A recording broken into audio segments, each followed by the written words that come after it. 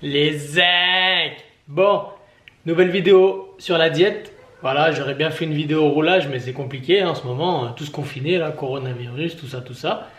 Donc, c'est pas grave. Donc, je vais rebondir sur la dernière vidéo que j'ai fait sur la diète, où vous avez été nombreux à me contacter sur Instagram et sur Facebook pour vous donner en fait des exemples de glucides, des exemples de lipides, de protéines, etc. Donc aujourd'hui, c'est ce que je vais faire. Comme ça, vous aurez le choix et comme ça, vous pourrez expérimenter par vous-même un petit peu la diète. Voilà, et vous verrez que c'est super simple au final. On va commencer par les sources de lipides. Donc comme lipides, vous avez en fait tout ce qui est fruits secs. Fruits secs, c'est les oléagineux, donc les amandes, les noisettes, les noix de macadamia, tout ça. Il y a les noix de cajou aussi, mais attention parce qu'en fait les noix de cajou c'est blindé d'oméga 6 et les oméga 6 c'est inflammatoire, donc voilà, à éviter. Donc ça c'est bien, par exemple les noisettes et les noix, vous pouvez manger ça par exemple en collation, entre les repas par exemple. Le chocolat noir, pareil. Chocolat noir c'est une source de lipides, donc 85% pour celui-là, donc ça veut dire qu'il est moins sucré que les autres. Donc ça c'est une source de lipides et ça c'est pareil, vous pouvez en mettre pendant votre petit déjeuner, vous pouvez faire des crêpes diététiques et mettre du chocolat noir fondu dessus, c'est top. Ou alors en collation, mélanger avec des fruits, voilà. Vous avez aussi pour les repas l'huile d'olive et l'huile de colza, il y a l'huile de lin aussi. Donc ça c'est des sources de lipides, mais attention parce qu'en fait l'huile, par exemple l'huile d'olive c'est hyper calorique. Une cuillère à soupe d'huile d'olive, c'est 100 kcal. Donc, faut vraiment faire attention. Parce que si tu commences à mettre à l'œil, en versant approximativement ta bouteille, tu as vite fait d'exploser le compteur. Hein. Voilà, ça c'était les lipides. Pour les protéines, alors les protéines, vous avez les œufs par exemple. Vous avez donc toute forme de viande. Donc le poulet, la dinde, les steaks hachés, 5% de matière grasse dans l'idéal, ce serait le top. Les œufs, c'est pas mal pour les gens qui sont végétariens. Les végétariens peuvent manger des œufs. Donc ça reste une très bonne alternative. Ça reste de la protéine animale. Donc une protéine de très bonne qualité, une protéine complète. Après, je ne veux pas rentrer dans le débat végétarien, vegan, pas vegan, voilà, chacun fait ce qu'il veut, moi j'en ai rien à foutre. En source de protéines, vous pouvez aussi manger de la protéine en poudre. Alors la protéine en poudre, c'est pas magique, hein, c'est pas genre le truc qui va vous faire gonfler, prendre du muscle ou quoi, tout ça, non, ça n'a rien à voir.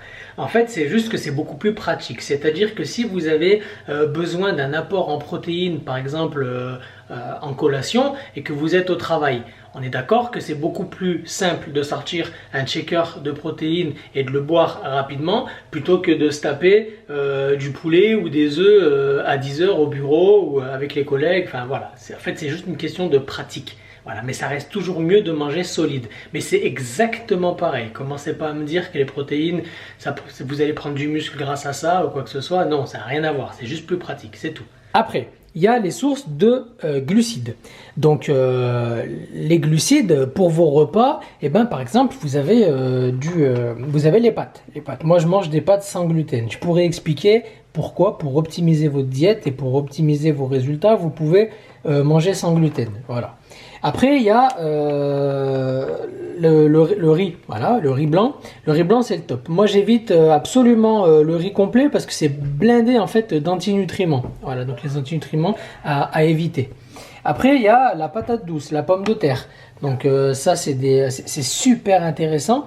Et en fait ce qui est cool avec la patate douce et la pomme de terre, c'est qu'ils ont un indice de satiété très élevé. Donc si vous avez peur d'avoir faim en fait, la pomme de terre c'est le top. Voilà, parce que ça coupe vraiment la faim. Après il y a les fruits, voilà pareil, des glucides par exemple avant une course ou après une course ou entre les repas. Voilà, il y a les fruits c'est génial parce que donc c'est des glucides. Il y a aussi des fibres dans les fruits, voilà, donc pour la satiété pareil, pour ne pas avoir faim, pour le transit, tout ça, donc c'est vraiment génial les fibres. Et puis les fruits sont pleins de vitamines et minéraux, donc ça c'est vraiment génial,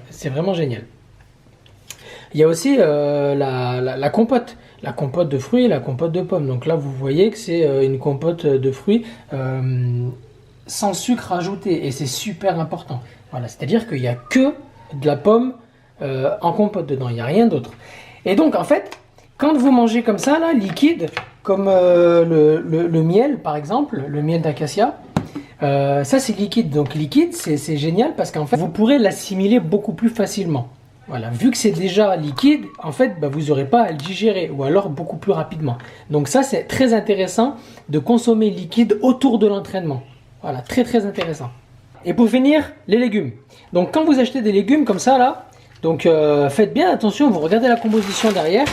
Et il ne faut pas qu'il y ait de pommes de terre et il ne faut pas qu'il y ait d'huile. Voilà, c'est-à-dire qu'il doit y avoir que des légumes. Parce que les pommes de terre, c'est une source de glucides. Donc si vous en avez déjà dans votre assiette et que vous en rajoutez là, c'est pas bon. S'il y a de l'huile, c'est pareil. Si vous avez déjà une source d'huile dans votre repas et que vous en rajoutez en plus là-dedans, c'est pas bon non plus. Donc faire attention.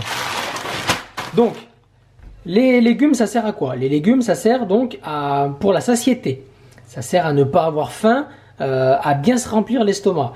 Ça sert également à... Donc les légumes, c'est plein de vitamines et minéraux. Voilà, donc c'est basifiant pour l'organisme. C'est-à-dire que dans l'alimentation, on va retrouver des aliments qui sont acidifiants, des aliments qui sont basifiants. Et je vous expliquerai plus tard à quoi ça sert et pourquoi, etc. Mais en gros, les légumes, c'est indispensable. Voilà. Moi, je fais partie de la génération Smarties Pizza où quand j'étais petit, quand on me donnait des légumes à manger, c'était un calvaire. Voilà. Donc aujourd'hui, je me fais du mal et je me force à manger des légumes. Voilà, c'est super important, c'est pour la santé. Donc vous voyez, c'est super simple à se faire une assiette, hein. On prend une source de glucides, une source de protéines, une source de lipides et une source de fibres. Voilà, et puis c'est bon, et puis on a tout ce qu'il faut, le corps il a tout ce qu'il a besoin pour cartonner, et après c'est parti. Si vous allez sur la moto, vous êtes en forme, si vous allez au sport, vous êtes en forme, si vous allez au boulot ou au travail ou à l'école ou où vous voulez, bah vous êtes en forme, vous avez ce que vous avez besoin. Voilà. Donc les gars, il n'y a plus qu'à. Je vais continuer à vous donner 2-3 petites astuces sur la diète, sur le sport, tout ça. Mais en tout cas, voilà. Si ça vous a plu, comme d'hab, je compte sur vous. Vous likez, vous partagez, vous faites ce qu'il y a à faire. Je compte sur vous vraiment, les gars. Et puis, hashtag Team Zinc, hein, très important dans les commentaires. Allez, à bientôt, les gars. Ciao.